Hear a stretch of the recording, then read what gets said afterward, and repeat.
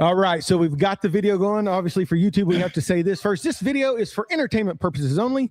We do not encourage any underage smoking, so if you are enjoying a good cigar, please make sure you are of legal age before doing so. With that all being said, it's Smokin Sounds, baby. We're about to get started here. We're going to push record. We got a great special guest that we will introduce to you here in just a minute. And with that being said, I'm going to hit record in 3, 2, 1. This episode of Smokin Sounds is sponsored by Tuber Cigar Storage, premium cigar storage built for cigar smokers who want style, protection, and freshness all in one setup. Go give them a follow on Instagram at Tuber Storage or visit tuberstorage.com. Oh my God. And by our good friends over at 4 John's Apparel for all your premium cigar t-shirts and hats. Follow 4 John's Apparel on Instagram and Dirty Birch Media, maker of SmokingSoundsPod.com. It's Smokin Sounds, baby, the second best podcast for cigar and pipe enthusiasts and those looking to embark on a journey where smoke intertwines with sound. What's up, everybody? I'm Sean, one of the hosts of Smokin Sounds, and joining me is a man who needs no introduction. Weighing in at 88 kilos, it's Justino Tocino, the Pipe Yoda. Yeah! Dude, I have been on a Penta fix ever since last Raw and all that. So now I think I'm. I hope I didn't screw up your luchador. Oh no, you're name, fine. Either that or my new name is Justinta. But anyway, hey everybody, glad you could join us again. We got a very special guest with us today, right. And guys, again, this. Ultimately, we're not a wrestling podcast, but everybody we have on wants to talk about wrestling. I don't know what it is. Us included. That's right. Listen to our last episode with JP. Yeah, from Boveda. Boveda. Again, thank them. A big shout out to JP from Boveda and from Boveda and Mike and Nate and everybody over there, man. Justin, they really helped that episode just skyrocket for us, man. And we could not be more thankful and appreciative of their support. And yeah, if you haven't heard that episode, definitely check it out because it was a fun one for sure. Oh yeah, and it was just such a good time. We met them at the PCA, and we started talking with them, and then we just kept the conversation going on the podcast there. So definitely check that out. We are live at the Royale in Tulsa, Oklahoma. Sam, one of our good friends, is over there at the bar with a gentleman we met as we walked in who has already asked us for podcast advice. And so it's a good thing we've got our special guest with us who actually knows how to do a good podcast. Semper Fi. That's right. So he's a once a Marine, always a Marine. But anyway, right. So that is for later on. And so Sean, why don't you? Well, all the way from the land of brother Big Al, howling with Big Al, Memphis, Tennessee. You guys know him best from the Spinning the Wheel podcast. Mr. Matt, how are you, sir? Hey, how you doing? Good, man. I missed the button. Look, I was trying to bring you in with a little music, but for some reason it's not playing. We have the Careless Whisper at the front. So well, that's good. We're Yeah. good. So yeah. If people are wondering why the Careless Whisper, it's simply because spinning. Well, introduce yourself and your podcast. Sure. How about that? We'll go that way. I love you people would know him from this. Like, no one knows me from that podcast, but that's okay. I do feel like I do want to say one thing. We are here in Tulsa. Can I curse? Yes. Hell yeah. We're here in Tulsa. I am originally from Wichita, Kansas, born and bred. First 40 years of my life there. So I have to say with all the passion I could possibly muster, fuck Doug Lawrence. Those of you who went through the minor league hockey wars of the 90s understand we hated Dougie Lawrence. And I heard he's selling cars here somewhere. I wish him the best, but still. I took my daughter to an Oilers game, and one of the guys I work with, Scott, he's from St. Louis, so he's a big blues fan and stuff. And I told him, I said, the Tulsa Oilers' claim to fame is Dougie Lawrence. I said, that's like the biggest star to ever. And I think he actually ran for like Congress or a state seat or something at one time. I may be wrong on that, but yeah, we know who Dougie Lawrence is. So, okay, so before we get started, go ahead and demonstrate the tuber, and we can get our cigars going. So we've got Tuber here. This one is the Illumin. Aluminum. You got, so are the cigars in here? Yes. Okay. So we've got. So do it right on the mic. All right. So I did. It just didn't. It's when I'll do it again when I put the lid on. I'm handing you a cigar, Justin. All right. I hope you got a cutter and a lighter. I do. Because we're all sitting here with cigars. And all right, let's see if it does it. Here's. Well, you kind of heard it a little bit. So anyway, that's the Tuber aluminum Gordo storage. If you don't have one, definitely pick one up. They're brilliant. And if you find yourself in a dark alley in Memphis, you can also use it as a weapon too, Matt. So just saying. So tell everybody what we're smoking, Sean. So we have from. All right, you know how we get messed up with all these names now. Oh, here we go. From Espinosa Cigars, it's the Espinosa 601 Black. But wait, there's more. Justin, tell them what's special about this cigar. Now, what is special about this one? And big shout out to Paige Turner. So we got the cigar infuser. So what it is you have these like 5 glass tubes you put the cigar in.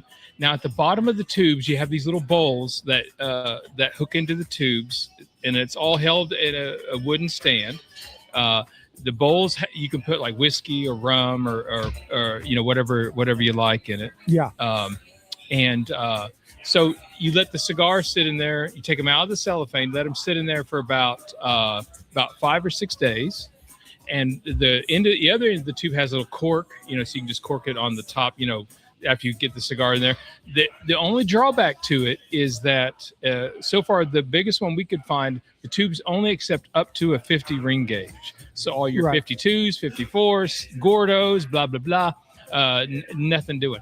But anyway, you can literally, we took it out and I tried a Charter Oak. You guys remember we love Charter Oak, especially for our some of our beginner smokers.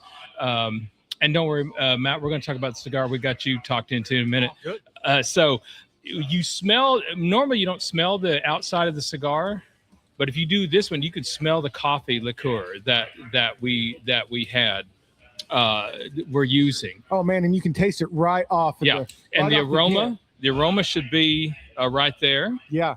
I stole your lighter, Justin. Okay. I see you over there looking for it. Here, I'm gonna hand it back to you real quick. Yeah. So anyway, so Paige Turner saw this on Amazon, and she said, "Well, we've got to do it. We've got to do it. There's no choice in the matter." So anyway, so we're experimenting with these. We did the 601 Black, and we have to thank our good friend Cigars with Angel for sending us these Espinosa 601 Blacks, because these were part of the package that he sent us. Him and the 3 amigos up there, Cigars with Kenny, Cigars with Kevin, and Cigars with Angel. But yeah, you can already tell it right off when you opened up the tuber. You could smell it. I don't know if you can get that. Oh, it's got a very distinct aroma. Just from, you don't usually get that. If you're smoking cigars with somebody, it tends to smell like a cigar, but that has a very distinct, that coffee forward kind of thing. Yeah, that's very much excellent. So. Yeah, that's again, very much that. Yeah. Again, lean a little more into it. I love Justin's trying to tell you what to do. But so Matt, while you're lighting that up, I will give a big shout out to our good friends from Children of the 80s, Jim and Lindsay. That's how I was introduced to Matt. Me and my wife, Jess, Dirty Birch Media, we have had the pleasure of being on a couple of episodes of Children of the 80s with Matt. And so how long have you been doing Spinning the Wheel? So, first of all, I want to say it's weird to see you with a shirt on. Oh, that's true. Yes. Damn, I forgot all about that. I know we were going tarps off on this. But, yeah. See, this is kind of a classy joint, so I try to keep my shirt on. I'll keep the pants on for the same reason. Yeah. I started doing my podcast about 3.5 years ago. Okay. And just kind of had this idea, like all of us do, that there's things that we are fans of or hobbies of ours or things that we love, and how can we take it to the next level, and let's do a podcast about it. So that's how it came about. My love for the artist George Michael. As I say all the time, I always preface this. I stole my podcast idea completely, 100% from a podcast about the band Van Halen. Okay. Called "And the Podcast Will Rock." That's a great podcast too. Great podcast. Love those guys. Corey Morissette up there in Canada was really helpful. It was gonna be some advice and some stuff, and then I stole his idea. But it was just something I wanted to do, and I thought it would be kind of cool. And like you said, Jim and Lindsay and the Children of the 80s podcast, and Dave and Rob from Total the 80s, yes, and the guys from Minnesota and in the pop culture yearbook. It's the podcast community has been so cool to become part of. Yeah.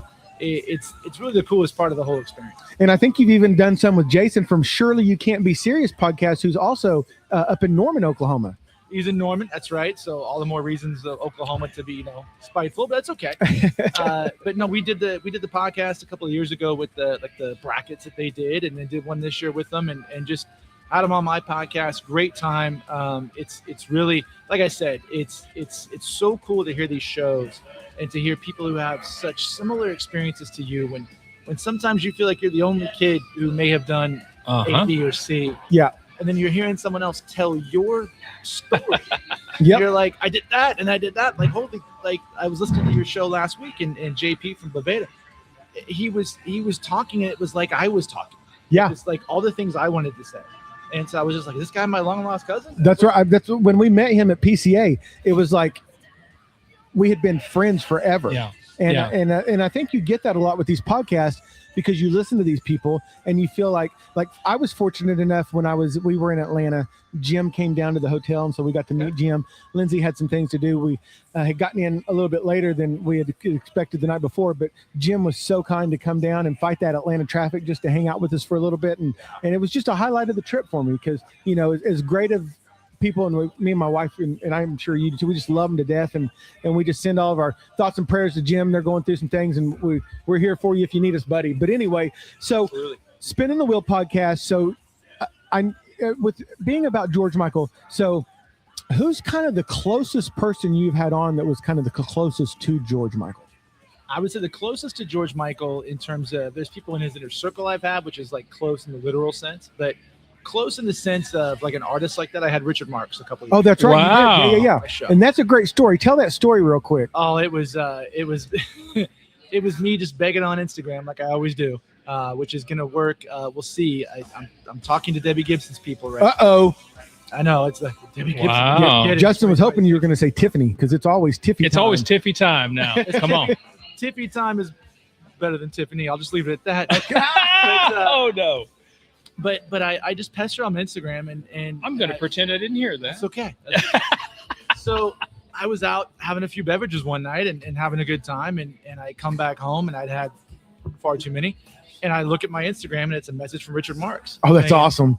I like your persistence. If you can do next Wednesday, I'm in. And I was like, I'm in. Yeah, I'll be Wow. there. He was just the nicest dude. I mean, this dude who sold 30 million records and 17 number ones and Grammy awards and all this, just the nicest guy in the world. Excellent. Yeah, it was great. My least downloaded show.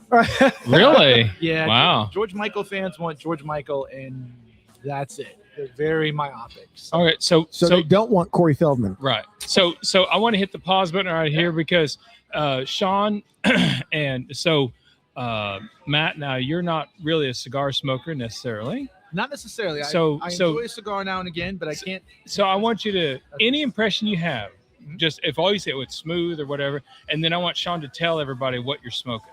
Okay. So far, very smooth. It's a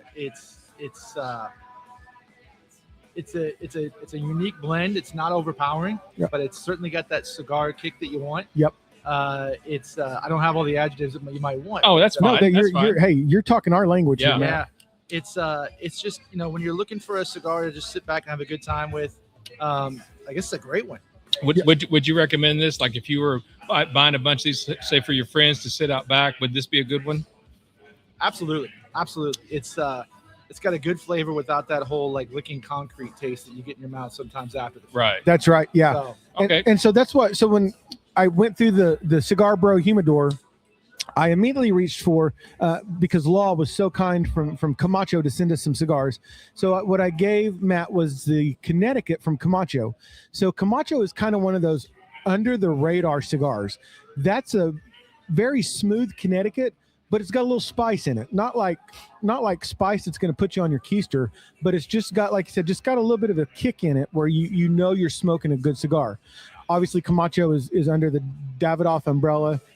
It's great Nicaraguan tobacco, and the price point on them is, for a Davidoff Connecticut, you're probably going to pay $40 or $50 a cigar. The Camacho you're going to pay $10 for. Okay. So go. that's a Toro Camacho, Connecticut, and we appreciate Law for sending us that stuff from Camacho. He will be our guest in July, so he is the brand ambassador for Camacho and Davidoff and Zeno and all that. So remind me, I bought those ones last year that we talked about. The I'm going to butcher it. I apologize. It's not the Fallen Soldier. It was the Silent Hero. Silent Hero. Thank you. Those were amazing. Yes. Yeah, I had those in the backyard with a buddy of mine named Jeff. Shout out to Jeff. Just had a great night with those and just a great smoking cigar. Yeah. Really enjoyed those. Yeah. So Bryce had been on our show a couple of times. He is the owner of Silent Hero Cigars. They've got a few things kind of going on over there. We're hoping that the cigar is able to kind of remain on the market.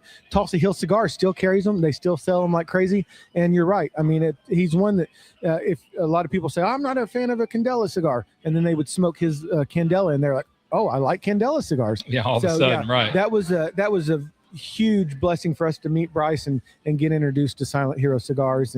And so, but Justin, I'm going to tell you, so I've smoked this cigar before, the 601. And I actually think a lot of the shops here in Tulsa, I know that the tobacco pouch have just recently got I think it's the 601 Blues from Espinosa. Wow. Okay. See, we also have a brand called Espanola. So all these Espanolas get kind of tricky. So all that does is confuse him. Right. I have a hard enough time as it is pronouncing this shit. But so I watched you struggle with aluminum. So well, it's because I want to call it aluminum, but it's ALUMN, aluminum.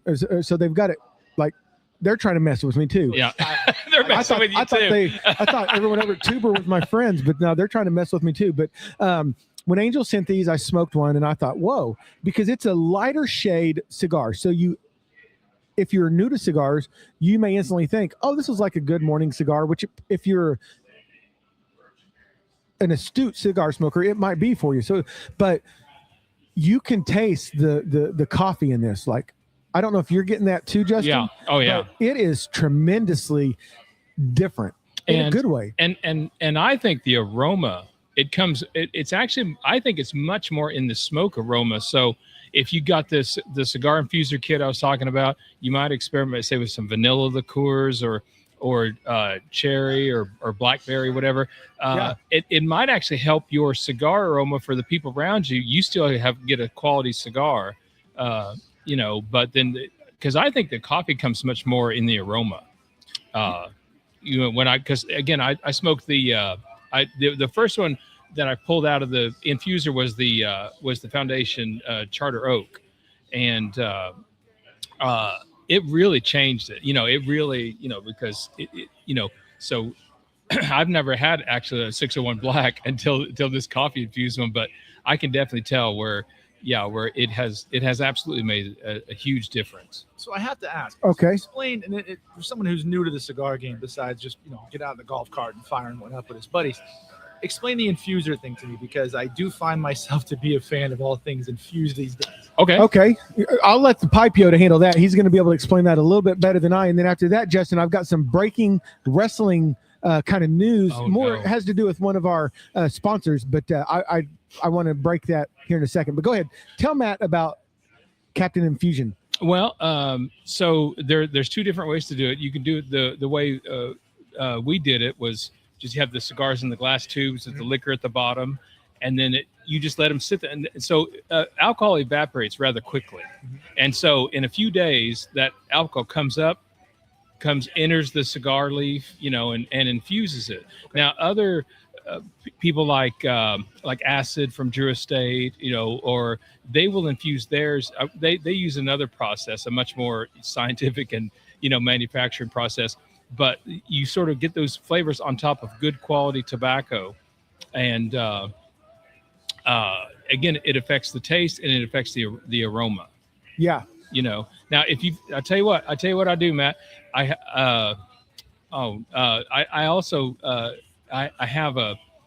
just got some more Outcast cigars. Now that's made with actual pipe tobacco. So if you're kind of more in the flavored, if you think, well, I might like more of a flavored, not just cigar. We can talk about that. But that's what this is. It's just it evaporates to the cigar and infuses it. And I know that, and I speak as a sort of a non-smoker, Right. Besides cigars, it can be, if you don't get the cigar that hits the spot that you want to hit it, it almost comes into that whole thing where it's almost like smoking a cigarette, and I don't want to smoke a cigarette, so it kind of turns you off. But the thought of something that kind of would ease you into that a little bit it's a great idea. Oh yeah, and again, there's a number of options like Deadwood or Acid, or both by Drew Estate, Outcast by Miami Cigars. There's a number of options where they have kind of these flavors in there that that can really, again, kind of walk you into it, without blowing you over like Big Maduro or whatever, all that. So, all right, Sean, what you got?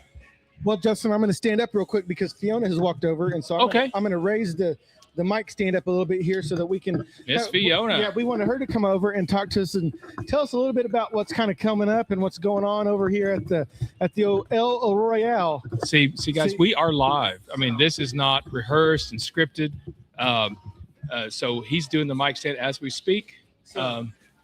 Are we ready for her? So Fiona, I'll just let you step up here to this mic and just kind of tell everybody what events you guys got coming up and what they can expect here at the Royale. Yeah, so we have a few coming up in June. June 25th is going to be one. It's actually in collaboration with Fogan Bates and Macanudo. So they're doing a giveaway of a giant stand-up humidor, and that thing is massive. Wow. If you buy 10 Macanudo cigars, it can be here or next door at Fogan Bates. You get a free entry and then 3 free cigars. If you do 20 cigars, you get 3 entries, 6 cigars, a lighter and cutter, and that runs from now until June 25th. Wow. And then June 25th, they're having a little get-together from 2 to 6 p.m. to announce the giveaway. There's going to be free food and drink, so that'll be a lot of fun. Our rep from Macanudo will be there kind of passing out the swag and talking to everybody about it. And then Saturday, June 27th at 2 p.m., we're doing something for the ladies. One of our guests here, his mom does these awesome floral arrangements. And so it's Blooms and Bubbles, and it's hosted by It's a Flower Party. So you can find them on Facebook. And it's DIY floral arrangements. We're going to have a mimosa bar. It's going to be a lot of fun. July 2nd, my bad. At 6:30 is our ladies' night that we host every month. It's a ladies' night luau, and it's sponsored by Neutral Vodka Seltzers that we carry at the Royale. So they're going to be passing out some swag, doing giveaways. We're going to have a little neutral bar, tiki drinks, and live music by Michelle Warren. Oh, wow. Excellent. Yeah, and then coming up in July, we don't have dates for them yet, but we're going to have some classic car kind of get together, and then a mojito and a cigar pairing. So a lot of fun things coming up. Very summery. Man. So Matt, you're going to have to make it back around, man. Come back around. I picked the wrong week to come to Tulsa. I tell you what. So Miss Fiona, I'm from Oklahoma. What's a mojito? So a mojito is a classic. It's Dominican and Cuban, but it goes great with cigars. It's a very classic pairing if you go to the Dominican Republic or Cuba, and it's rum. Typically fresh lime juice, some kind of sugar. We do our raw sugar. So we do fresh lime juice, raw sugar, and then mint. And we are actually growing different types of mint that we're going to be using in those mojitos. So we have orange mint, pineapple mint, regular mojito mint, spearmint. We're going all out for it. Now, do you have any idea what a cigar that might pair with? I'm not sure. I know last year we actually had a Cuban cigar that we paired with it. That was incredible. So James usually pulls out something pretty spectacular for those. Okay, excellent. So James is going to, if a Oklahoman like me doesn't know what to pair with it, James he'll hook me up. Yes. He's going to know. But okay, because see, I didn't even know what a mojito was. Did you, Matt? I do. Did you? Okay. See, I was the only one at this table. That's all right. That's all right. Here's a bit of an irony thing. I host this George Michael podcast, and I've only seen him in concert one time. It was in 2008 in Dallas, and it was the only time in my life I ever had mojitos. Oh wow! I don't know why I decided to sit in that cafe and just order mojitos, and I had several of them.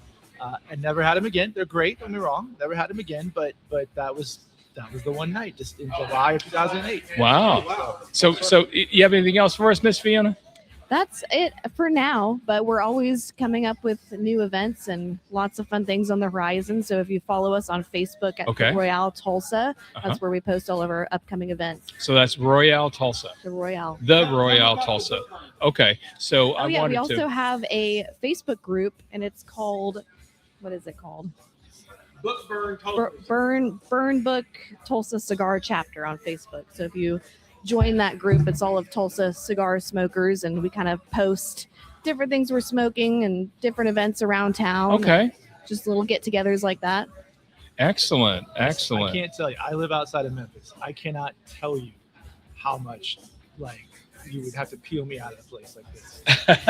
I love it. It's kind of like storefront kind of thing, but as I walk in, the lady's great. The guy at the bar is great. This is fantastic. The cigar community in Tulsa is definitely unmatched. Yeah. It's that red Excellent. clay. Excellent. Red clay. Can't beat it. So just for people like the Dram Amateur and other people. So what's the is there anything new like in the spirits arena you want to tell us about? Recently, I've been really, really loving the Frank August bourbons. We have a Frank August. It's called the Case Study 7. Okay. And that is brand new.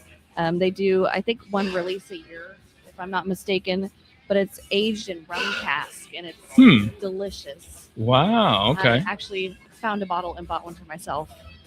I'm obsessed with it. Wow. Okay. So be sure and come into the Royale and ask for a little bit of that there, especially with your good cigar, and you'll be set. Even if you are from Memphis, you can still come in and get a Jack August. Is that what you said? Frank August. Frank August. And one of them. Yeah, it was his brother who works there. But even if you're from Memphis, you can still come in and get a Frank August and a good cigar. Yeah, we'll let you in. Already here and drinking, so I hope you have a good time. Awesome. Well, thank you guys so much. Hey, thank you, Fiona. Thank you so much. All right, I'm going to get this mic back down here so Okay. I can talk again. We'll see. So I'm trying to be like a professional podcast since we have spinning the wheel here. I'm trying to be professional where I'm not making all the noise and stuff. But It's funny. I texted my buddies a picture of the cigar, and, Uh-huh. and he texted me. He goes, "Is that a Roadcaster behind the cigar?" And I said, "I think it is. I don't know. I don't use it." yeah, no, it's similar. So when me and Justin started out, we used what we call it's a Zoom P4. It was this little bitty thing. We still have it. And so when we actually started to get a little traction, we decided, well, we need to upgrade the equipment a little bit. So we stepped up to the Zoom P8. Just because I was already kind of familiar with all of the inner workings of Zoom, and it just works every time. And so it's one half dozen one another. It just depends on which brand you prefer. So, but let me. So you guys know Our breaking news. yeah, that's that's right. Listen, y'all reminded me. Can you turn my headphones Down? down a Okay. little bit? Yeah. Okay. I am Right there. serious with this whole Matt thing. Is it Matt Cardona? Did he get back to you? No, I wish you did. I So, wish. but no. So our friends over at Four John's Apparel that do our T-shirts and stuff, right? So Johnny, the son, he did a Rough Rider, which was a fundraiser for Team Foster, and where this event was held was at the 2300 Arena in Philly, which used to be the home of ECW. ECW. Woo! There you go. So we always find some way to work wrestling into this podcast. It's All full right. circle, isn't it? So Matt, I understand you're a wrestling fan. Is that right? I am a lifelong diehard wrestling fan. I know more about wrestling than I know about my own children, which is unfortunate to say. Okay. I dragged them along for the ride too. My younger one is into it more than my older one, but they both wrestled in high school and in college, so it's wrestling's in our blood in the house. So. Heck yeah. Wow. So who is your favorite all-time, or do you want to do your favorite all-time, or do you want to do your Mount Rushmore of wrestlers? So I always ask, okay, so is Mount Rushmore your personal four, Yes. or is it like the industry personal four? it It can be either, but I Yeah. always look at it as my top Okay. four. Okay. So for my personal four, it's probably Flair. It's got to be Ric Flair. Yeah. Right. Shawn Michaels, because I was obsessed with Shawn Michaels when I was a kid. I was actually a monster for all the reasons you can imagine. Triple H fan. Yeah. And then my fourth, God, it's tough. It depends on when you ask me. But my fourth would probably be Mr. Perfect, Kurt Hennig. Oh, okay. Wow. Yeah. Now that's old school. That is old school. See, because my number one's always Stone Cold. I always put Hulk Hogan on there because he's what got me really into wrestling. There's not tag teams on there, so I can't put the Rock and Roll Express. And I would put Ric Flair and The Undertaker. I think those are my four. Agreed. But Shawn Michaels is a good one too. Can't go wrong. Especially if you're JP, the smoke break kid. I hope he still likes that nickname we gave him. You can't go. And the thing is like I grew up watching, Harley race even when I was a kid. Yeah. And hearing the stories about Harley race and I was a big NWA kid, so I saw Hulk Hogan, but I didn't particularly care for Hulk Hogan. All right, so I had when I was a kid, we had in the 80s especially, you could watch wrestling from all over the place. You could watch UWF from Mid-South. Yeah. You could watch WWE. You could watch NWA. You could watch Georgia Championship Wrestling. You could watch it. We had a satellite dish, so I could watch all that stuff. Oh, wow. There you go. I just binged out every weekend. So I realized really quickly that to me, Hulk Hogan was the corny one out of all those. Yeah. Now I was a huge Ricky Steamboat mark. I love Ricky the Dragon Steamboat. But I just gravitated more to that NWA style. Arn Anderson was left-handed. I was left-handed. He was the only person who was left-handed, so he was my guy. Oh yeah. So it was a big part of my life as a kid. It's still a big part now. I took my son to WrestleMania a couple of years ago. I took him 4 years ago. Oh wow. I like to say I've been to 2 WrestleManias. I was there when Stone Cold came back against Kevin Owens. Ooh. And I was there when Cody beat Roman Reigns. Oh man. Wow. Those are a couple of good ones. Yeah, we have. Wow, man. A gentleman, Michael Herclock, that owns Ferio Tego Cigars. He's an awesome dude, man. We got to meet him at PCA, but he's like Mr. Dapper, 3-piece suit. He's the Rolex wearing. That's right. Gold. He reminded me at PCA. He's not he's the gold ring wearing. Having a hard time holding those Ferio Tego cigars down, but every time he posts something on Instagram, I always put a Ric Flair meme, right? So he posted one the other day. It was him and 3 other guys, and so I put a 4 Horsemen meme on there, and he loves it. So I had to check with him at PCA and make sure that I wasn't getting on his nerves with him. But yeah. Now hold on. So all right. So I had my Rushmore is different from everybody else's, just because again how they influenced me. So my first guy would be Sting. Okay, blonde hair Sting or Crow Sting? Crow Sting. Okay, for sure, because when he came out, especially during Nitro and all that, oh my gosh, that was awesome. I would also, if you know who Bruiser Brody is. I know who Bruiser Brody is. Man, I'll tell you what. I guess I'm gonna have to look up Bruiser Brody. Yeah, and the old Wild Man. Yeah, Wild Man. it was crazy, and the other one is Van Damme from ECW. Okay. Because I loved ECW. I just loved what they were about and how they did things, and that kind of thing. So was that 3? Yeah. Okay. So fourth would probably be actually, let's see. Fourth would probably I like Cody Rhodes, and not just because he's the champion babyface, but I like that he kind of carries on that Dusty Rhodes tradition and all that kind of stuff. Yeah. And when he does interviews, I can hear shades of Dusty when he does his interviews and stuff. So I just love that.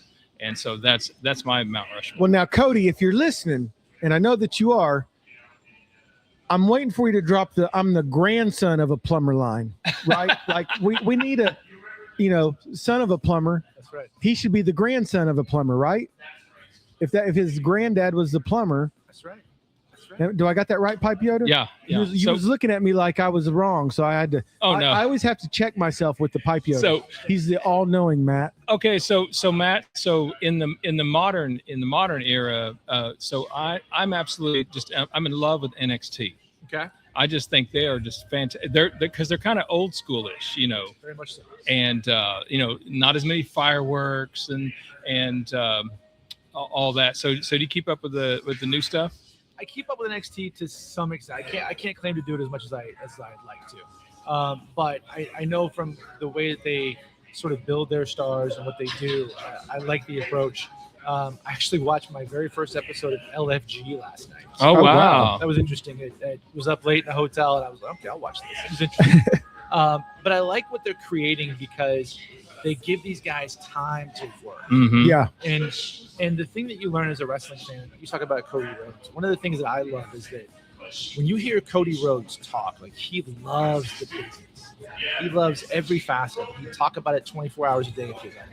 And there's a lot of people nowadays in the business who maybe don't feel that way about it. And that's okay. There's a place for them too. Right. Brock Lesnar was not an eat, sleep, and drink wrestling guy. He was Well, that's because he was a UFC fighter before, right? Well, he was an amateur wrestler. He was an NCAA championship wrestler, and he was a guy who was taught. And I learned this from my sons doing amateur wrestling. There's definitely a difference between amateur and pro. Amateurs aren't the biggest fans of the pros, and pros aren't don't know from the amateurs. But Brock is a freak, and we as wrestling fans expect wrestlers to be as obsessed with as we are, Yeah. Mhm. and they're not. It's a job in some cases. Now some people are, and I really like how Cody Rhodes approaches it from a business standpoint, approaches it from a standpoint of what it means to him, to his family, to be able to create.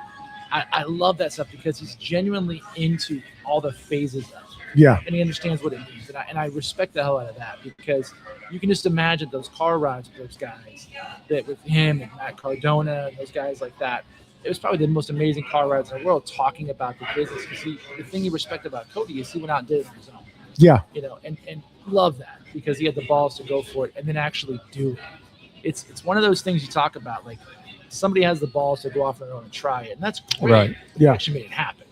And so that's what's really interesting about what him is. So I love Cody. I think he has a great sense for the next generation of what it means. I will say, I listened to your episode last week. Unreal is 100% a work. Oh, see, Yeah. there you go. Woo! Yes. Yeah. Unreal is absolutely Because true. nowhere do they mention TKO. No. So guess what? There's another layer that they don't even talk about. So Paul Heyman, you've been called out. yeah, Because we as wrestling fans hate being worked, but we love being worked. yes, yes, That's the yes, thing. yes, yes. And that's what's and it becomes it permeates everything in your life where you're like, it's a work. And someone's like, what are you talking about? Yeah. That's a work. But you want it to be, you want to be right about it. Like the Seth Rollins injury, right? Right. Everybody was convinced he was really, really hurt. He was really, really hurt. I never, ever was. Right now, I suppose if he really was, I'd be wrong. Right. But I believe everything that you see on wrestling is a work. Right. Except for now, I always feel like if they tell me Seth is hurt, I always feel like it's a work. Because it probably is. That's when if he actually is hurt, that's when the work works because they worked for so many times. You know? Well, I wasn't sure Braun Breaker was going to be hurt before WrestleMania. It's like, no, there's no way. What did you see Braun the other night on Raw?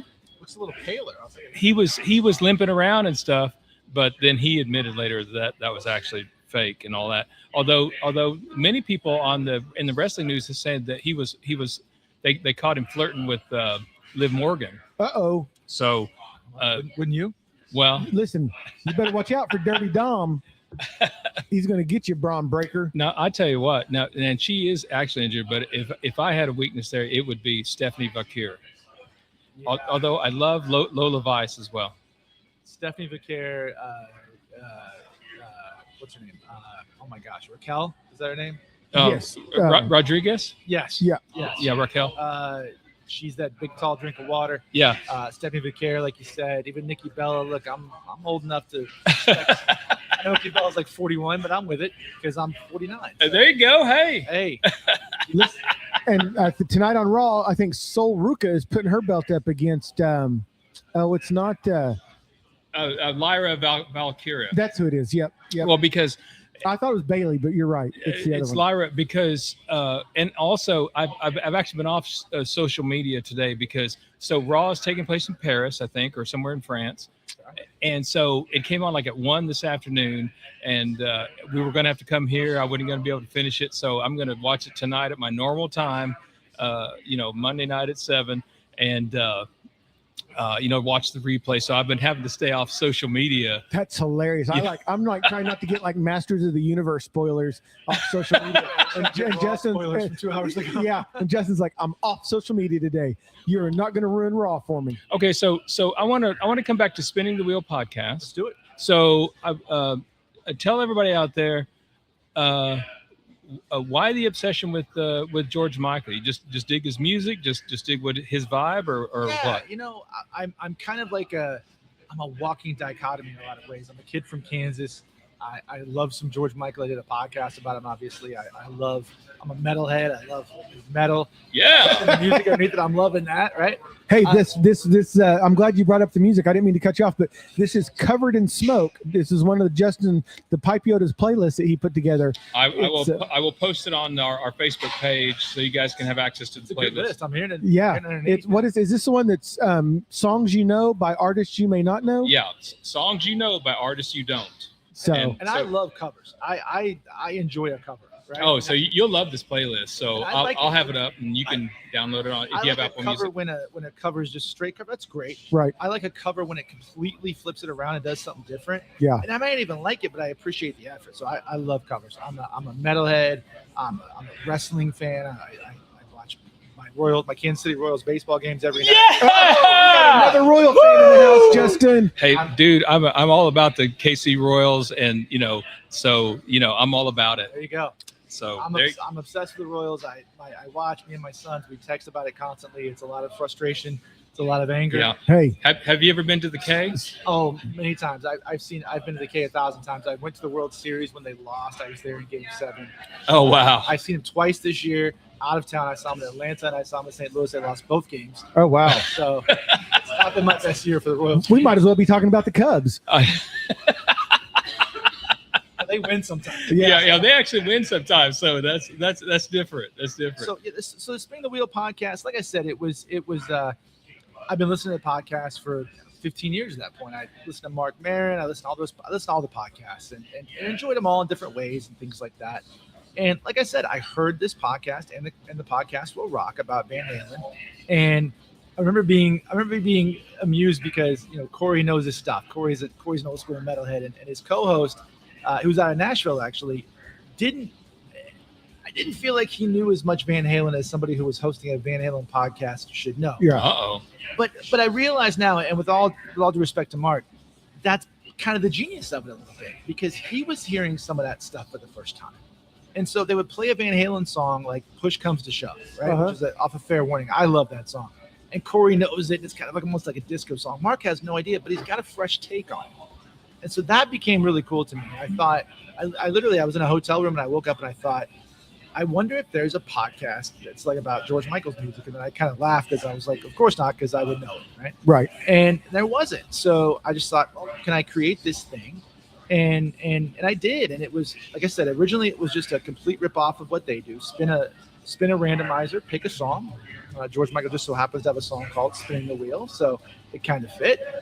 And for the first year or year and a half, that's what we did. And we'd pick a song and somebody would come on and we'd talk about it. Or I had the author of his biography on. I had I had Richard Marx on. I had Paul Gambaccini, who's a famous DJ in London. I've had Steve Sidwell, who was a musical producer of Broadway shows and some of George Michael stuff, and photographers. I've had lots of people on my podcast, which has been really, really amazing for me. I've had one of my favorite guests, Michael Anderson, who created Kids Bop. Oh, awesome. That's such a good guy. But I really realized that about a year and a half ago that the magic of that show is the communication and the stories and the bonding with people. Yeah.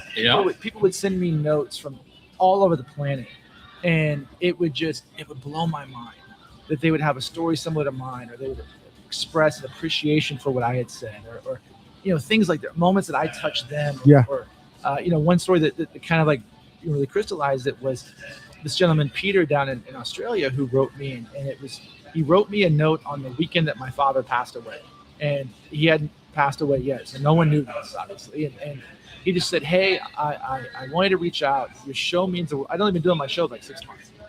Your show means the world to me. I wanted to share with you a story.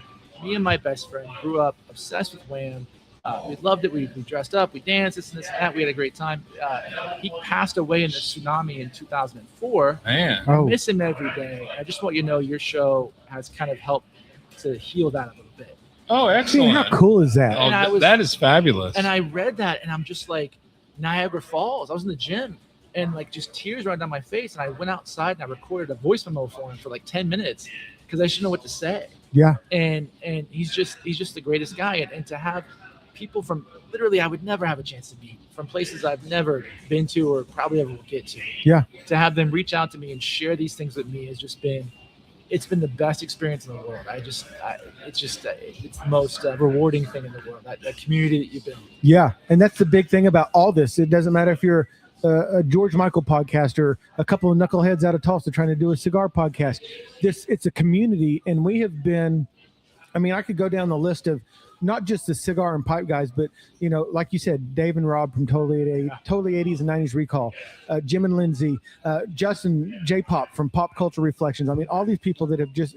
I got to do one with.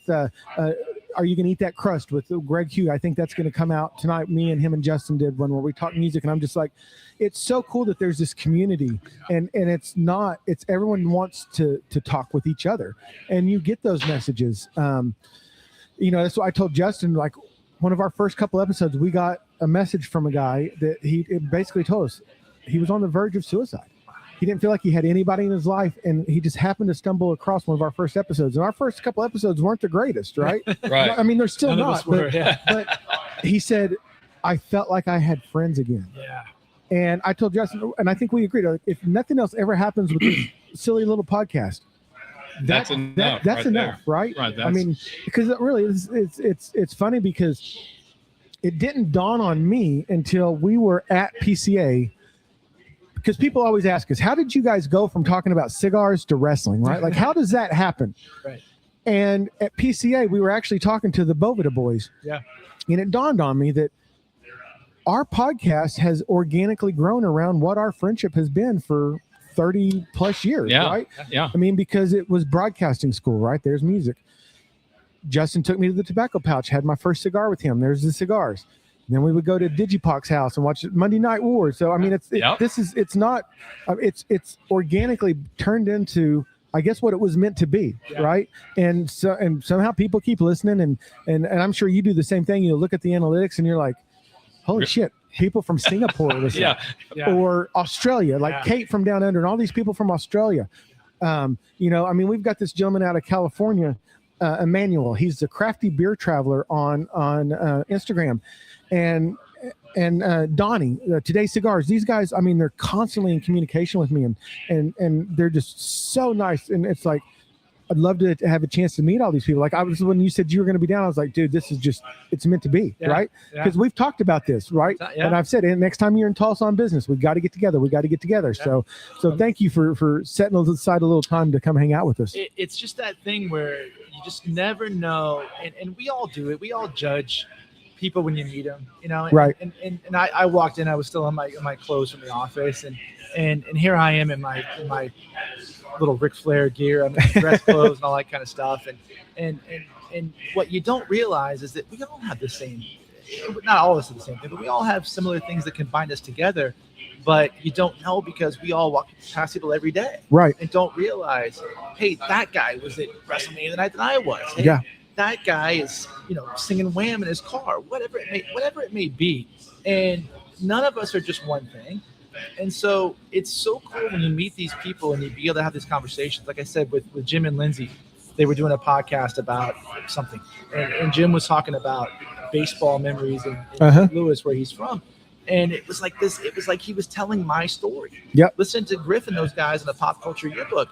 Yeah. It's like they're talking about going to 2-a-days in the morning in August and in the fall of '93. And I'm like, that was what I was doing in the fall of '93. Yeah. And so it's just so cool when you get to meet those people and you get to spend time with them, even if it's virtual or whatever. Right. But we had a blast last year. Oh, yeah. We did. Didn't we do the Pop Culture Yearbook with Brad and Giff? And were you on that one we were on? Right, yeah, that's right. And then I did one with them where they did us like this game, and it's just, I mean, again, they're up in Minnesota as well. They're up there by Bovida, so I had to find out if those. But you said something a second ago, And you're 100% right. We pass by people every day that we probably have a million things in common, but we don't know it. Right. And that is the beauty of a cigar lounge. Yeah. There is no ego when you walk in the door. I was at Fogan Bates earlier, and there was a gentleman in there, an older gentleman. We're just talking, and he's one of the top attorneys in Tulsa. Yeah. And there's probably doctors or people, but we don't wear our occupations on our chest, right? Well, you kind of do, but I changed out of one shirt to the other shirt. But that's the beauty of it, and that's the beauty of the podcast thing, right? It's just like you have these people on that were connected to George Michael in some sort of 7 degrees of separation type of way, and it's I mean, Richard Marx is a huge guest to have on. Yeah. I still think that's kind of funny. You say it was your least downloaded episode. I remember you saying that on one of the other episodes we were on with somebody, but yeah, no, it makes the world feel like a much smaller place. And for me, it's like, I've had people that knew George Michael on. I've had people that worked with George Michael on my show, and when they say things to me, and I got like just a gush of emotion. One of his assistants or something to that effect one time said something to the effect of, "Hey, just so you know, he would have." And I was like, "Really?" And she was like, "Yeah, he would have really loved you." And I was and it was like that meant the world to me, because that's somebody who knew this person and people I talked to who worked with him. This is somebody I watched from the time I was 8 years old. Yeah. And obviously is an important figure in my life in that moment. And there's lots of people like that when you get to cross paths with people who were there, or even, like I said, even Richard Marx or this Debbie Gibson thing, we'll see what happens next week. But if that happens, I watched Debbie Gibson videos when I was 10 years old in my garage. Mm-hmm. And it's somebody who I can have a conversation with, and that just from pestering people online and social media. So it's amazing the way it just kind of brings people together, because we are all, there's a lot more commonality than there is differences between all of us. Yeah. Yeah. And all right. So I want to go around the room real quick. Okay. Normally we go around and talk about what you're smoking. Now, did you finish yours right, Matt? No, he's still working on it. Okay. So all right. So I want to go around. So talk about your cigar and what you're getting and whatever. But also I want to get everybody. There's 3 of us. Everybody. Your number one favorite George Michael song. Sean, we'll start. Sean, we'll start with you. Well, so this Espinosa 601, the infusion flavor is kind of starting to disappear a little bit. Yeah. And it's so the kind of boldness of the cigar is kind of kicking up a little bit, which I like. Again, it's not a dark wrappered cigar, as you can kind of see. I'm kind of holding it up to the camera there, but I'm really enjoying it. I'm glad we went with these because it's kind of like Paige Turner will be so happy that they actually turned out really well. Oh yeah. I guess my favorite George Michael song is going to have to be Faith. Because I think everybody remembers where they were when that video came on MTV for the first time, right? Because Madonna had kind of started exploring a little bit more of the sexuality of her music, Papa Don't Preach and Like a Virgin and all that. But George Michael was kind of that first male sex symbol that I remember as a kid. David Lee Roth was dancing around up there without his shirt on and stuff. But yeah. But gigolo. That and who didn't want a damn dangly cross earring after seeing the Faith video? I mean, no one. I mean, like you couldn't find a pair of Levi's tight enough for and a dangly cross earring. So, and then of course at Christmas time, who doesn't listen to Wham? The Christmas song. Last Christmas. Yeah, that's it. Last Christmas. Yeah. All right. So Matt, talk about whatever you're getting from that cigar and your favorite George Michael song. I've got the Camacho, Connecticut here, infamous. There you go. Yeah. Look at that. Look at him, aficionado already. Hey, he just took our job. I know he did. I can do some marketing. So this is a great cigar. I find that when you're having a cigar, again, it's that if you're not a regular cigar smoker, and I say more than I'm probably once maybe twice a month. Okay. Maybe less. Occasional, a social occasion kind of thing. But I do enjoy a good cigar, and this one does not have that like coat your tongue feeling. It's just good, mild. It's got a good. It's a good smokability. Yeah. Without kind of when you inhale, kind of giving you one of those things. It's a great cigar. And it doesn't. What I found with the Camachos too is, and I've heard this, that a lot of Dominican cigars are better than the Nicaraguans, and this is again what your palate. But what I found with the Camachos is it doesn't make your mouth feel heavy. Like your palate isn't heavy with the cigar, like taste. It leaves you kind of a cleaner palate where you're able to kind of pick up, and I've got the palate of a basic white boy. I've said that 1,000 times, but I feel like with the Camachos, especially like their triple Maduro or their Corojo, you get kind of more flavors out of their cigars because it leaves your palate a little cleaner, if that makes sense. I agree with that completely. And now your favorite George Michael tune. I feel like this is only one. I always say it depends on. My answer to that question depends on when you ask me. If you ask me today at 4:00, it might be one answer. You ask me tomorrow at 9:30 in the morning, it might be a different answer. Right? Gotcha. I think probably for me personally, and it may not be a song you guys know, but it's a song called "Jesus to a Child." It's probably my favorite. It's very somber. It's very slow.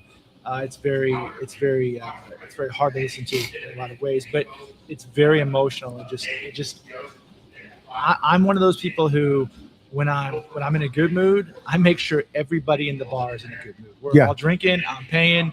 We're all right. Hey, let's go, boys. So that's the thing. When I'm down and I'm feeling something, I'm gonna take it to the absolute nth degree, to the biggest depression hole I could put myself into, which makes no sense whatsoever. But that's what well, it's a catharsis. You know, you kind of go through it all, and then at the end you're like, and okay, excellent. So what about you, Pipe Yoda? Well, so I'll talk about the 601 Black first. Yeah, you're right. The coffee essence has kind of went away, and the boldness has come through. It's great on the retrohale. Doesn't burn your nose as you know. Is that what made you sneeze just a second ago? Well, yeah. But it's worth it. Hey, no pain, no gain. But yeah, I'm coming down to the nub of this thing and just really enjoying it. So my favorite is one where he kind of branched out and did something different. So my favorite George Michael song is "Kissing a Fool." He kind of does that jazz and swing kind of thing. Great song. And he really, and I felt like in that song, a lot of his songs, like the pop stuff, the real pop stuff, I always felt like he sort of, he wasn't able to show his true talent. Now in "Kissing a Fool," he was able to do a range and different octaves and stuff, and I felt like he was able to really show what he could do vocally. Yeah. And at a young age. I mean, that if you look at that album was recorded in 1987. He's 24 years old. Wow. 24 years old. I couldn't get out of bed the right way. I know, man. He's recording an amazing musical, just not of its time, but not necessarily out of its time. It was a great song. Oh, yeah. So, okay. Excellent. So, and I think George Michael's one of those artists that MTV just completely catapulted into a whole new atmosphere, right? Like the music video, it did that for so many people. But I think George Michael, he knew how to use it too. Yeah. And then the story famously with him is that he kind of revolted against the way it was being used against him, and it is what it is. So, I'm a fan. Like I said, it's something I just got into when I was a kid, and I was always the only one. I mean, if you're an 8-year-old in Wichita, Kansas, not a whole lot of Wham fans, right? Yeah. But it was just something I gravitated toward it. And like I said, I love all kind of stuff. I mean, like I said, I'm a diehard Van Halen fan. I'm a Metallica guy. I'm a Alice in Chains guy. You name it, I love it. But this was the one that I thought that I could speak with some gravitas on, some opinion based on some fact and knowing my stuff. So I do the same thing on wrestling, so it's okay. So we've mentioned Van Halen numerous times here. So I've got to ask the question.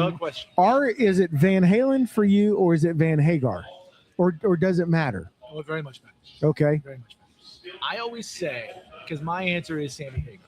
Okay. Sammy Hagar. Me too. I love the Red Rocker. I do, and I'll tell you, if I was, when they broke up with Dave, I was turning 9 that summer.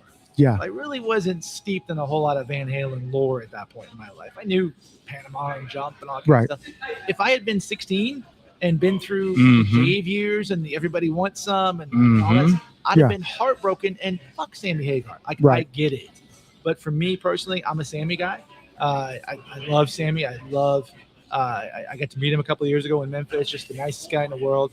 I was really, really drunk. So that was that. Met Michael Anthony too. He's about that tall. But I'm a Sammy guy. Yeah. And But what a Dave, bass player is Mike. Mike is great. I mean, I don't know. I don't want to say he's underrated, but I mean, I would almost equate it to, his name just escaped, but the bass player for the Jimi Hendrix Experience. I mean, there's not many bass players that have had to back. Mitch Mitchell. That was the drummer. That was the Yeah. drummer. Yeah. But it was his brother. But there's not many bassists that have had to back one of the greatest guitar players of all time. Yeah. Right. And Michael Anthony held that thing together. Well, and Alex too. I mean, Alex was a hell of a drummer, but that's why I like what Wolfie's doing with Mammoth and all that, is because He's doing his own thing. Yeah. And I love that. Yeah. Because he's not out there playing Panama. Right. Because that's and he shouldn't. But Michael Anthony was great because that's got to be tough. When you can play and he can sing, and you're gonna always be third or fourth banana in a 4-man band. Yeah. Right. But you're still able to hold your ground. You have people love Michael Anthony, right? Yep. The jack bass, and he could play, and he knew his spot, and he's always been a class act. If you know your Van Halen history, the Van Halen brothers kind of treated Michael Anthony like shit. He's always done a great job of kind of like being above all that stuff, always being a gentleman. Nothing but respect for Michael Anthony. Yeah. And I mean, Justin, as a drummer, what are your thoughts on Alex Van Halen? Well, yeah. Oftentimes, I found that the best Alex does is live. I always felt like the studio kind of held him back. Even when he did like Hot for Teacher, that little drum thing at the first. When he does that live, if you hear the recordings of that live, he does so much better. And I just feel like the studio kind of confined him in his work. And but when you hear him live, it's just another level of. He's an animal live. Yeah. My only regret is that during the 5150, my favorite Van Halen album was 5150, and during the 5150 years, he was playing those Simmons drums, and I wish he wouldn't have gone down that road just for a little bit, 'cause it's a different kind of sound. Uh-huh. But he's just a beast. Alex is just the heaviest foot in rock and roll. Well, I'm sure everyone, again, when Eddie came out on the 1984 album, doing all the keyboard business and all that, Yeah. everyone's, oh man, but he made it work. That Alex is doing on All Weight. Right? Yeah. Eddie's doing keyboards and he's not really doing a guitar thing on All Weight, but Alex's drums are just making that song. Yeah. Oh yeah. That's for sure. That's when I was learning drums. That's the one I had the headphones on and had the cassette player going and just playing to that over and over and over to learn that.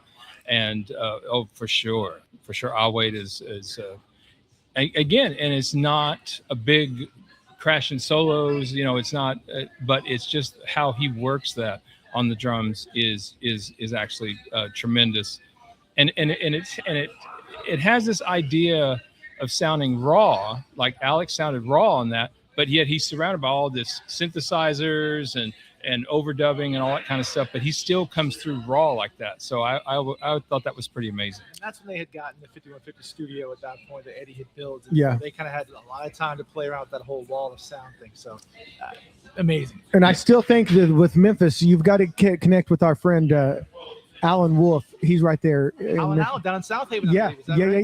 yeah. There you go. Look, Yeah. you may have Look to at that. add an extra category of wrestling to the spinning the wheel. But Alan, I mean, he knows his stuff. I told him he told me, he said, man, that episode you guys did with JP with the smoke break kid. He goes, I wish I could have been in on that because Al, I mean, he knows his shit, right? And so I told him, I said, man, when we do a post SummerSlam, we'll have to just get all you wrestling guys and we'll give it to it because that will be probably the least bit of cigar talk we ever do. Oh yeah, because August 1st and 2nd is fast approaching. SummerSlam, Minnesota. I went to SummerSlam 4 years ago when it was in Nashville. So my son and I were there when Brock brought the tractor out and jacked the ring up. Oh wow. Oh wow. When he jacks the ring up, my son's like 6'8". It's Uh-huh. kind of hard to miss. He's like 5 feet behind Corey Graves when this ring goes up. Oh wow. And it kind of cleared out a little bit on the floor by that time. And so Kid Rock gave my kid his chair. So my kid has the SummerSlam chair at the house. Oh, nice. Oh, So that wow. was the whole week. We went to Ric Flair's last match that weekend. We snuck backstage and met Ric Flair's daughter and Conrad Thompson. And I've taken a pee break with John Moxley. He's pee shy like I am. True story. Hysterical. Moxley's a good dude. But I love that stuff. So I have to ask you, I'm asking my own little Rushmore here. Okay. Give me your top, give me one, give me three, give me like no more than three, less than one. Give me your favorite wrestling matches of all time. Ooh, okay. So, Justin, do you want to go first or do you want me to? Oh, I can. Okay. Yeah. I'll let So- you go while I kind of think about it. All right. So probably, one or two come to mind, but the Charlotte Flair versus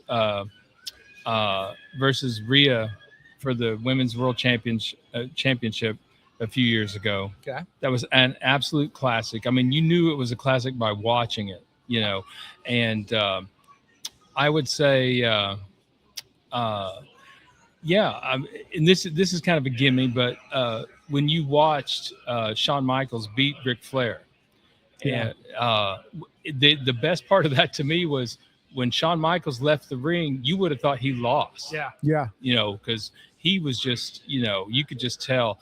And so those are the first two that really come to mind. So go ahead, Sean. Well, obviously Hogan and Andre at WrestleMania 3, that just because that was iconic, because what was that, 87. So, Oh, okay. So, here I am, a 10-year-old kid. That was the world to me, right? And I had a friend that had a pirate box, so I was able to go over to his house and watch it, right? Because that was like the most anticipation, right? And to see Hogan pick up the Giant was just like, I just got goosebumps thinking about it. Yeah. My second one's got to be Stone Cold Shawn Michaels when Stone Cold won his first belt, because me and Justin were there. I ripped my shirt off like I was Hulk Hogan. See, I got a thing with taking my shirt off now. Sorry about that, dude. But and then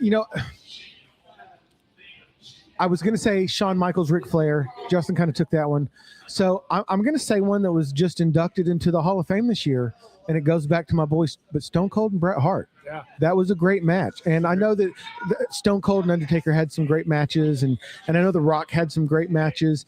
The Rock and Hulk Hogan was a great match when he was Hollywood Hogan, but he was kind of was back in the red and yellow, but he still kind of had the black stubble. He was kind of in Hogan limbo, as I like to call it. There's so many, but I would say those are probably, just for me, just instant feeling of why I love wrestling. So how about you? So I think probably my earliest favorite is probably Flair and Steamboat 3. Great matches. Wow. Yeah. It was just the urgency of it was great. It was great. It was Flair at the top of his game, and Steamboat was the champion going in, so everybody knew he was going to lose, but it was what it was. I love. Oddly enough, my two favorites are probably both have the Undertaker in them, and one might surprise you. Undertaker and Brock Lesnar in the Hell in a Cell the first time, Okay. in like 2002, which I believe was in Little Rock or North Little Rock. Yeah, I think you're right. Yeah, Undertaker had the cast on. Uh-huh. And this is what I loved about wrestling was, and this is why I sometimes struggle with wrestling now, is that, I'm a big dude. I'm 6'3", I'm 245. Like, I'm a big guy. Yeah. And I, even as a kid, had a hard time seeing somebody who was 5'9", $160.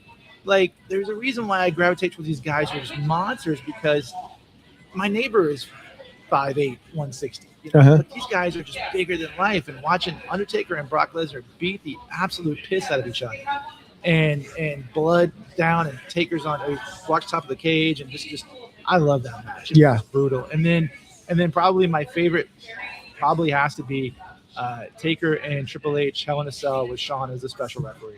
That's a great match. Oh my gosh. It was just so well put together.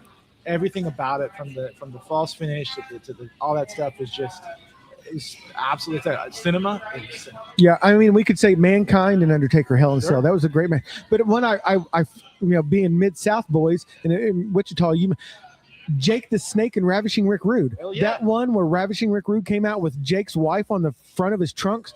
That was a tremendous. Even the King of the Ring with Jake the Snake and Stone Cold when Austin 316 was born. It was because of Rick Rude I knew what a harlot was. Yeah. You couldn't curse back then, right? Right. He calls Jake's wife off. She's a harlot. Yeah. And I remember asking my mom, like, what's a harlot? She was like, don't worry about it. Don't worry about it. Yeah. That was my Jay Furman impression. Don't worry about it. But yeah, I mean, Brutus and Barber-Keep Beefcake. I was a big Coco Beware fan growing up. You know, him and Frankie, and Junkyard Dog. He lives like 3 blocks from me. Coco Beware. Oh wow, Is that right? Memphis, yeah. Well, we need to get connected with that for sure. Oh So man. I'd be remiss if I didn't point out. I do my company that I am the president of, and we do a lot of work with Memphis wrestling. So I'll give a shout out to my boy Dustin Starr down there in Memphis. I get to go to their stuff. I'm friends with a lot of their guys. Dustin Starr became a friend of mine. We met I was doing wrestling trivia. Okay. And so me and my son, who was 10 at the time, dressed up in like Easter Bunny outfits and went to wrestling trivia. And my son talked a tremendous amount of shit to adults, which is amazing. I love it. And we became buddies. And he has Memphis wrestling down there. He does work with Jerry Lawler and all the usual Memphis There you go. Oh, wow. superstars. And we do like a 4th of July hot dog eating contest for our company. And he puts somebody through a table. And I love his guys on there. So Memphis wrestling, check it out. It's on YouTube. It's all that kind of stuff. Memphis wrestling is pretty cool. Very old school.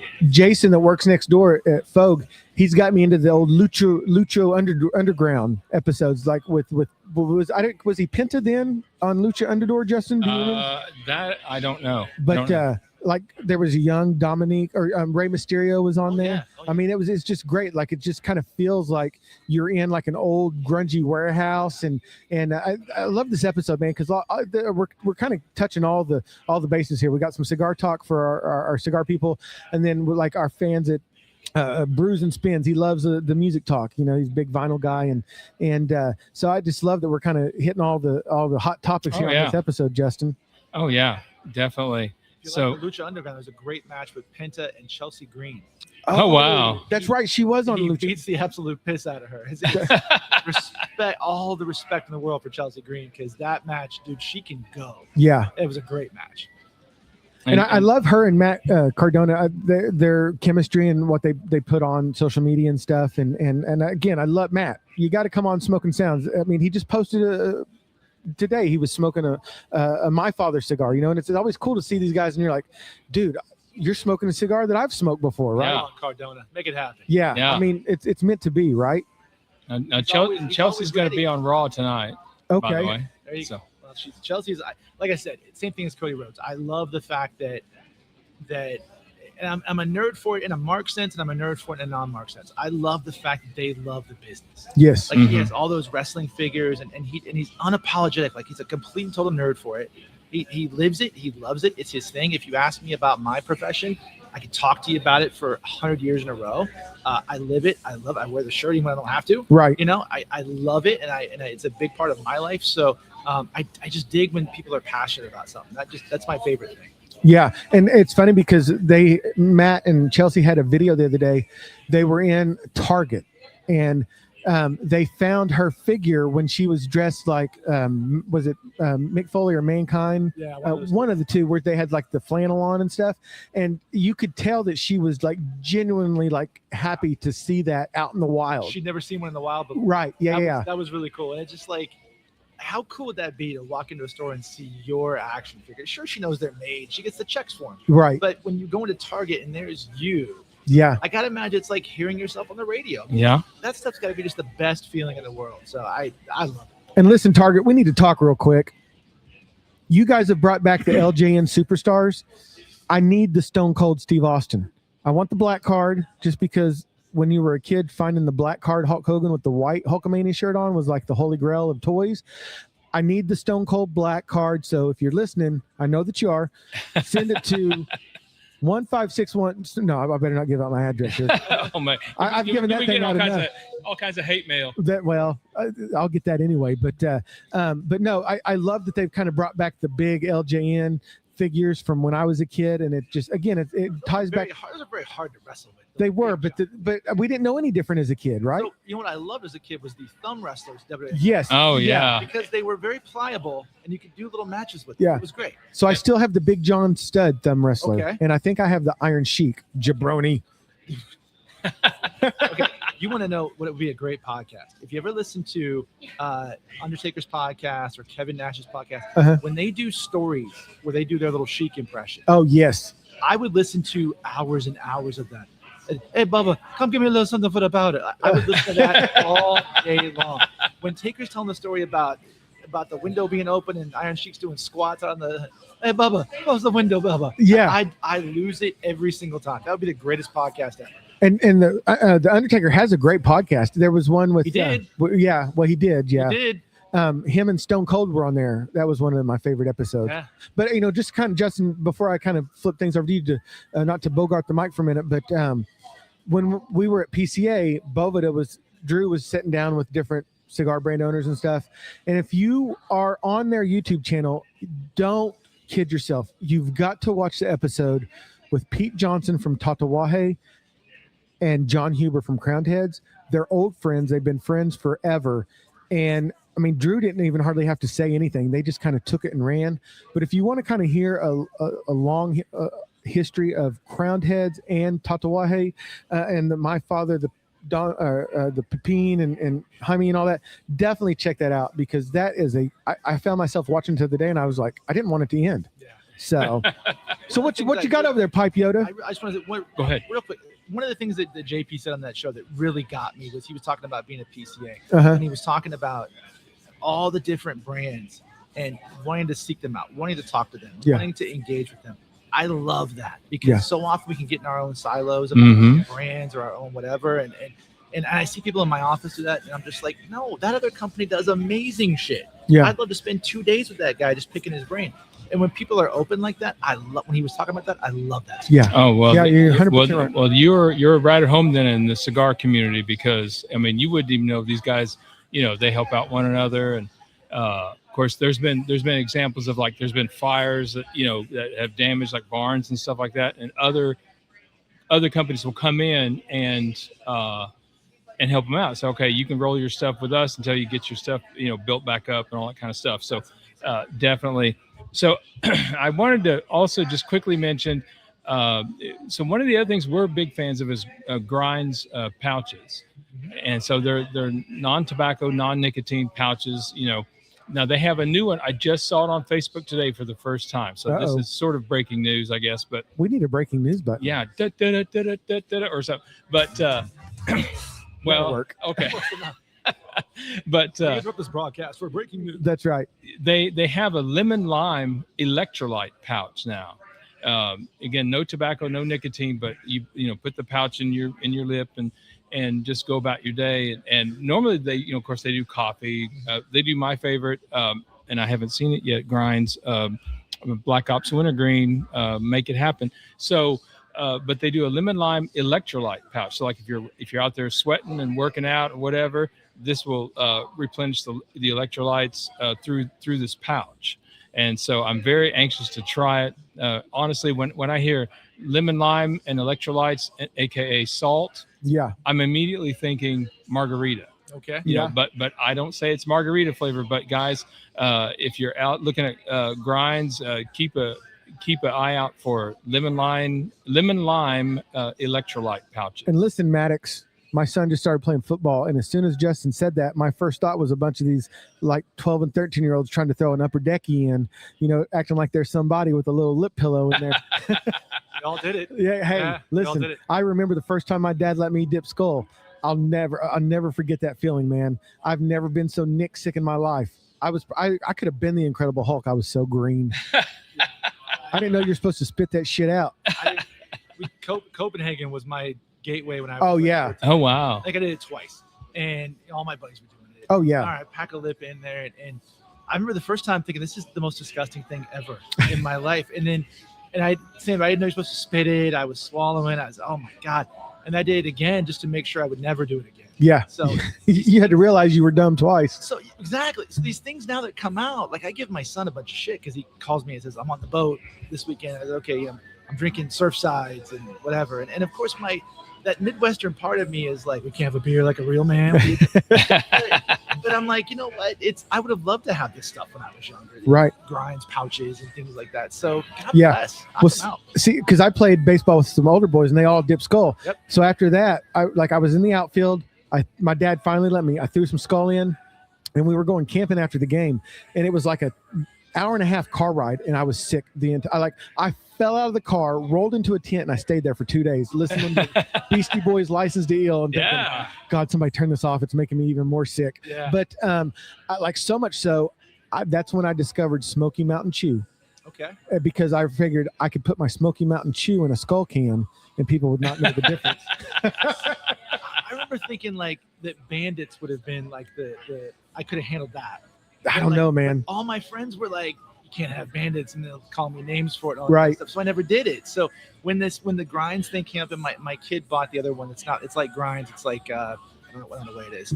But I was like, is that really a thing? And he's like, yeah. No stigma anymore. Yeah, So like I'm the Zen nicotine pouches and all this. Yeah. But we have another company that has just been great to us. They're Zemo. Now, they do make nicotine pouches, but you can also get them. And actually, Sam, just seeing him reminded me, because he said that a lot of these, caffeine makes him, increases his anxiety and all this stuff. So what I love about Zemo is they actually make some pouches and they're just flavored.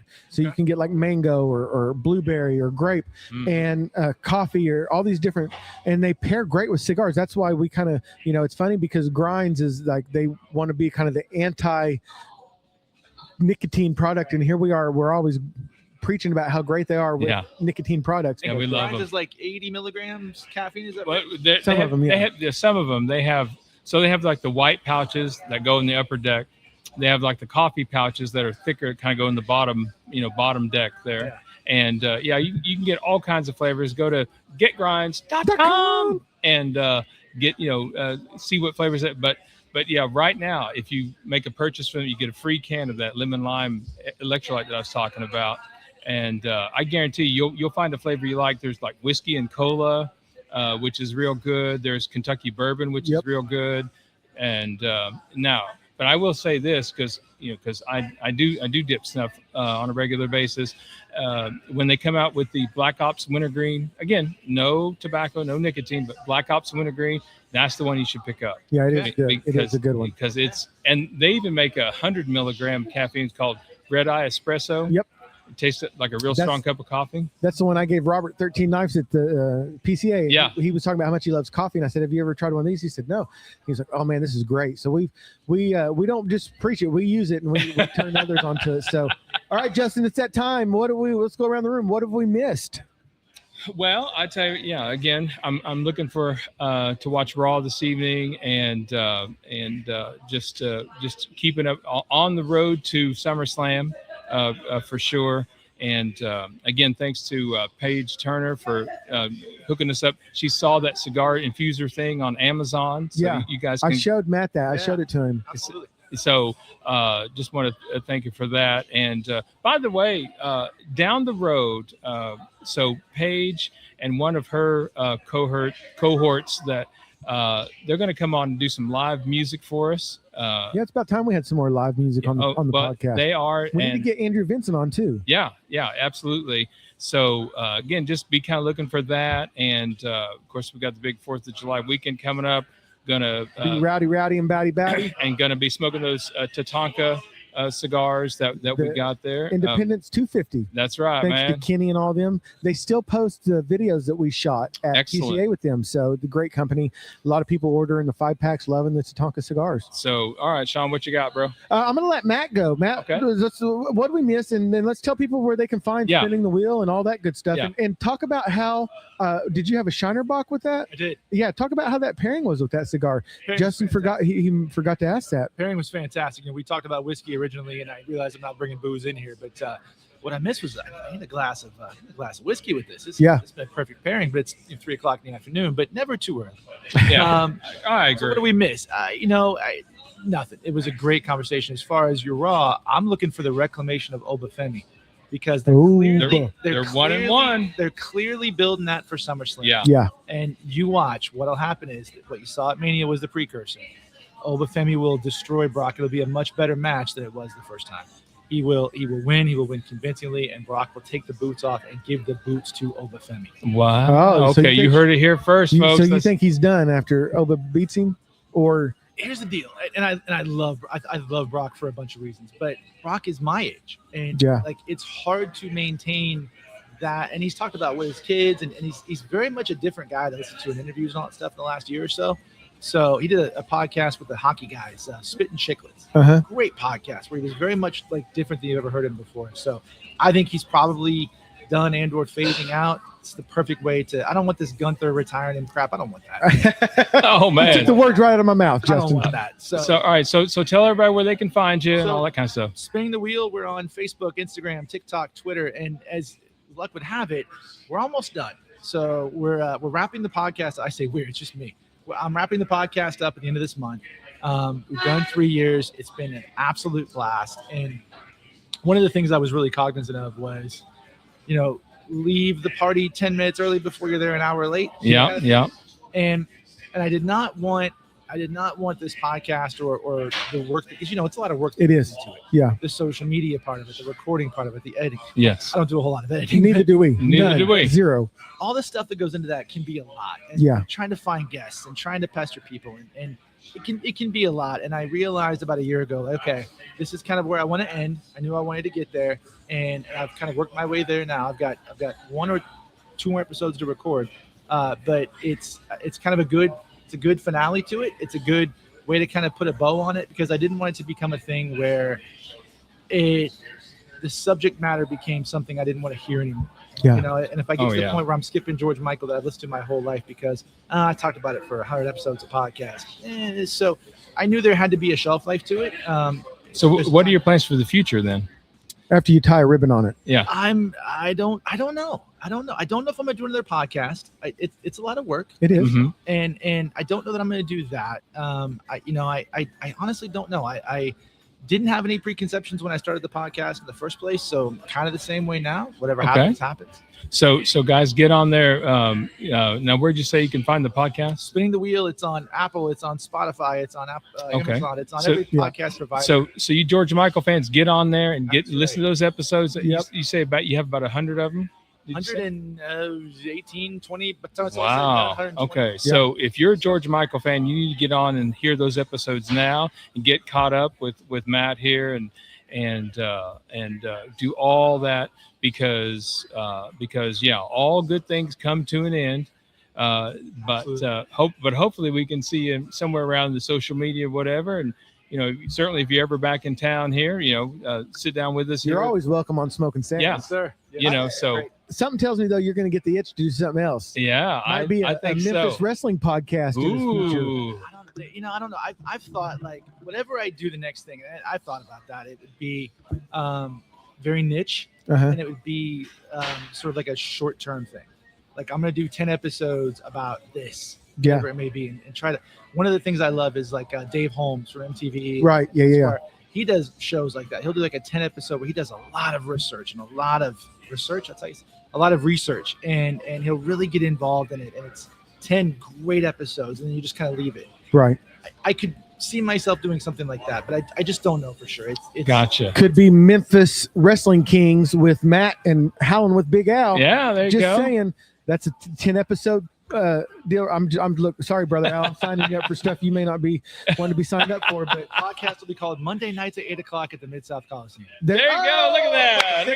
Look at that right there, man. An idea. So, all right. So, Sean, what you got, bro? Well, I just want to thank you so much for one, just being great to connect with and becoming a friend and taking the time out being here in Tulsa and jumping on with us. That's we always love being able to connect with people, especially that we kind of have the same interest and same common goals in life and things like that. It's always great to meet people that are great people, be able to meet them in person. So thank you for that. So I want to say, I was telling Justin, there's a website, it's called Million Podcasts. And from what I understand is that they just kind of rank all the podcasts and stuff. And long and behold, they have a top 50 list of Cigar Podcast. And they were gracious enough to rank your boys as the number 11 greatest Cigar Podcast. Baby. We're right behind our good friends at Eat, Drink, Smokes with Tony Katz. And everyone's favorite amateur drinker, Fingers Malloy. So that was kind of cool to come across. The other thing is we're probably going to be maybe week and a half before we have another episode. I've got a 22-day stretch of work, and you know how it is, man, trying to juggle a family and a podcast, it's kind of difficult. So that's why we were so awesome to be able to have this opportunity to record with you.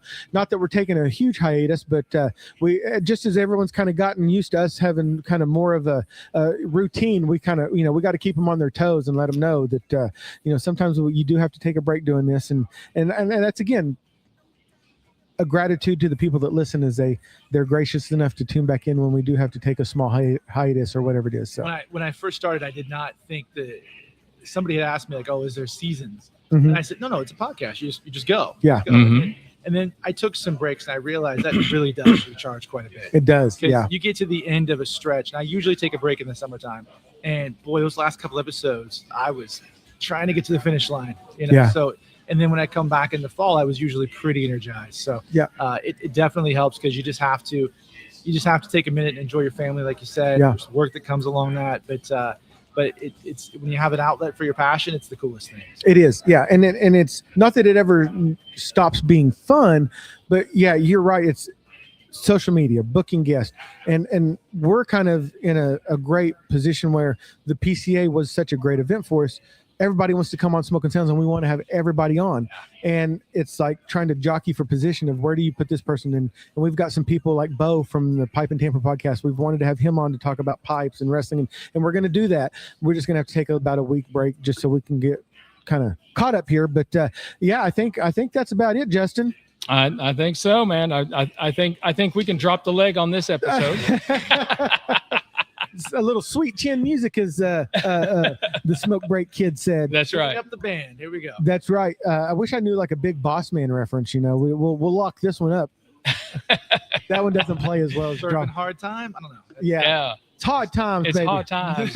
So, well, my belly's gotten a little big and my hiney's gotten a little bigger. So, there's always only one way to exit the way we didn't enter. This is our old intro music. That's what I was trying to get to. So, well, I guess we'll tie a ribbon on this one, Justin. Okay. That's a wrap on this episode of Smokin Sounds, the second best cigar podcast. Listen, everything you need is at smokinsoundspod.com, powered by Dirty Birch Media. Make sure you go over there and subscribe, send us an email so you never miss a beat. Or a draw. Hey, leave us a 5-star review. It helps others find the podcast. So until next time, keep those cigars lit. Those pipes packed. And the sounds smoking. Hey, that was awesome. That's the show. That's it. We got it. There you go. One take. Oh yeah, that's how we do, man. There you go. That's good.